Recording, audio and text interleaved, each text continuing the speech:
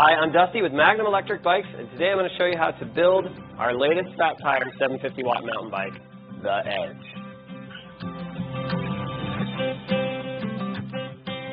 When your bike comes, it may be strapped and it's definitely going to be stapled, so the first thing we're going to want to do is remove it from the box and take off all the packaging. You may need a friend, but I can show you a trick on how to cut open the box as well. It helps to have a pair of snips, flush cutters, dikes, any kind of cutting tool.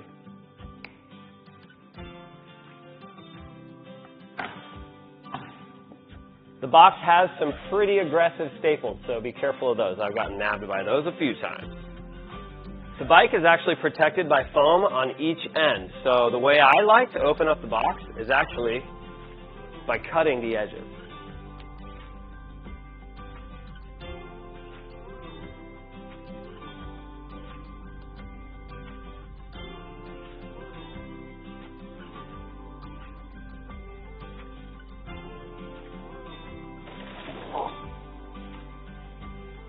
Next, I'm going to clip all the zip ties holding the parts of the bike together with a pair of flush cutters or dikes, being careful not to nick your paint job or your tires.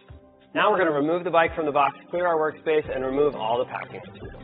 The tools required for the edges assembly are going to be a 15mm combination wrench, a 10mm combination wrench, and then a 6, a 5, and a 4mm Allen wrench or hexagonal wrench, and a regular Phillips screwdriver. To check the tightness of your rotor on the wheel, your disc rotor, you may also want a T25 or Torx 25. To begin, I'm going to take my 4mm Allen wrench and loosen the faceplate bolts of the stem. I just have the bike standing up on the ground with the fork, just as you would without a professional bike stand. That's how most people would build it. I'm going to install the handlebar while it's on the floor. Then we'll lift the bike up and put the front wheel on, and then you can kickstand it on the floor, which is really convenient. So first things first, I'm just going to loosen all these faceplate bolts. Next, I'm going to take notice that my handlebar is not all twisted up.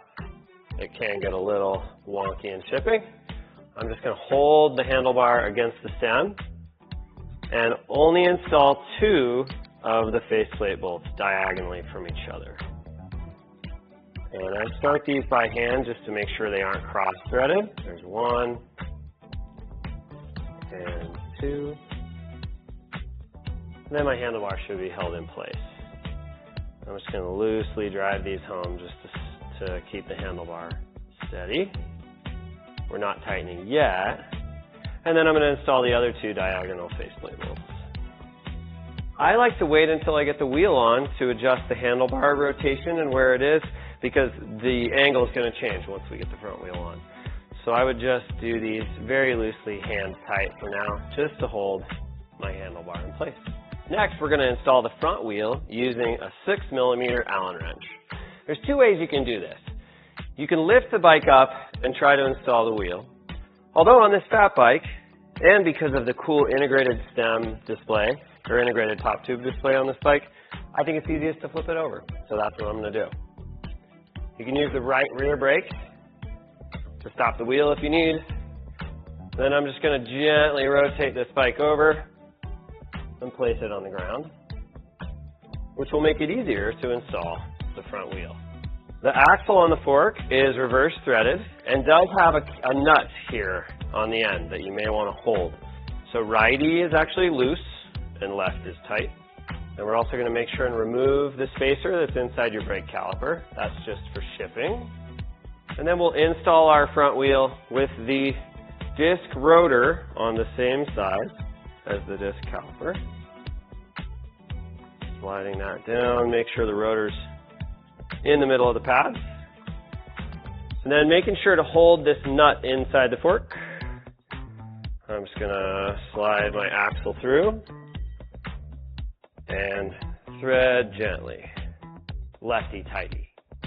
Once you have that axle threaded, it's tightened 10 to 15 Newton meters, which is not crazy tight, just moderately tight.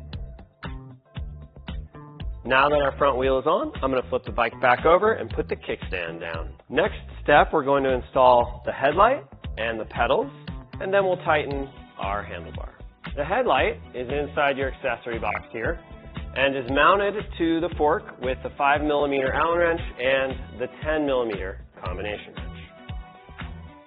The brake arch of the fork here has the bolt through it, and we're going to put the bracket for the headlight on the back side and put the Allen wrench side head of the bolt through the front.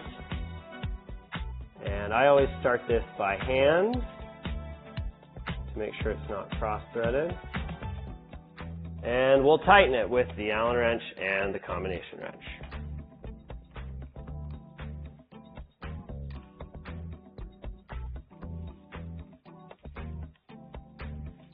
Once that headlight is tight and doesn't move, you can plug in your headlight connection, which is keyed. It has a ridge that fits only one way inside the connector. And headlight's plugged in. Next, we're going to install our pedals using the 15mm combination wrench.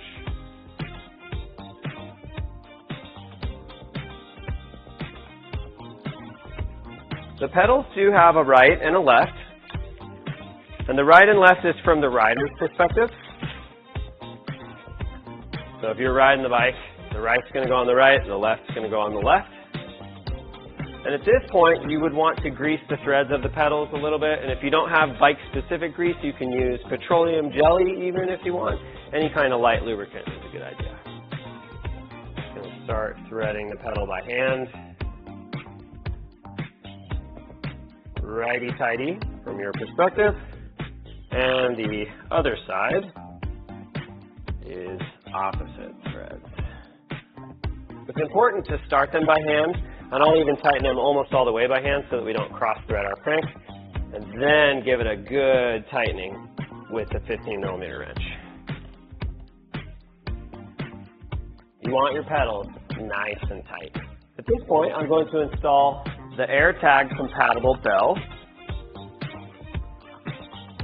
This bell, you can put an AirTag from Apple or like an Android M tag underneath the bell housing so that if a thief takes your bike, you'll be able to track it. The bell screws off and you can throw an M tag or AirTag right in there.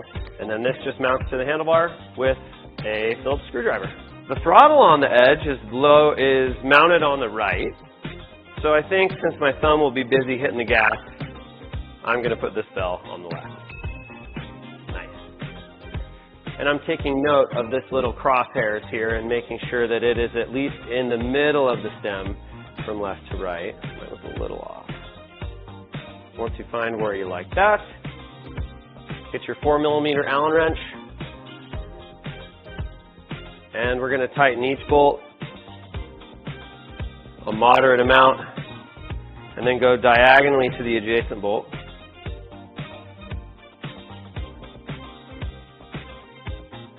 Until we have about 10 Newton-meters of tightness, which again is moderately tight. It somewhat depends on the size of your Allen wrenches. These ones are kind of short, so I'm going pretty tight with this small wrench.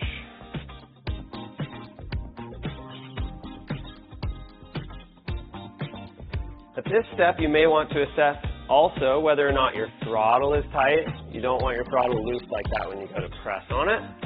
Same thing with your up and down arrows and your controls for your display. These are tightened with a small Allen wrench on the bottom here as well. And at this step, I may also plug in my throttle, which is the yellow connector. It is also keyed, so it has a groove that fits into the female end, and it only goes in one way. Never force your electrical connections. You don't want to bend a pin, because then you'll have to get a new component. At this stage, it's a good idea to power on your bike and make sure it works. The power button for the bike is located along the lower edge of the up and down arrow controls here on the left. You press and hold that lower edge power button to power on the display. Next, I'll show you how to remove your battery and how to charge it. That's going to be on the other side of the bike. You can see the charging port for the battery here. You can charge the battery on or off the bike. But when riding the bike, make sure that this charging port is put back in place to keep water and debris out of the battery's charging connection. To remove your battery, you'd insert the keys here and turn counterclockwise. And you'll see when you do that the battery pops out just a little bit.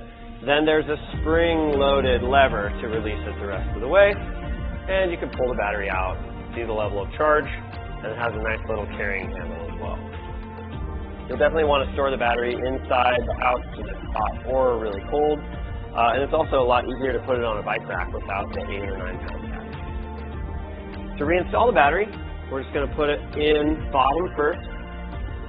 So the pins are engaging first with the bike, and then pop it into place and remove your key. Your Edge comes with a 48 volt charger, which actually charges the battery to about 54 volts. Plugs into any regular house outlet. And when you plug it into the wall, this light will turn green. And when it's charging a battery, it will turn red. Once it's charged your battery and the light turns green, your battery is full and ready to go. The reflector that comes with the bike will fit quite nicely on the seat post so that you can be visible from the rear. And tightens the rest of the way with a screwdriver. There is a rear rack and rear light system that's available for the Edge that plugs straight into the battery. The rear rack would mount to these 4 bolts here, and the rear light would mount to the rear of the rack. There's also a fender set that's available for the Edge. The rear fender would mount here and here, with stays that also mount down here. And the front fender would mount to the back of the fork here alongside your light, with stays that mount to this lower bolt. At this point, it's a good idea to check the tire pressure on your Edge.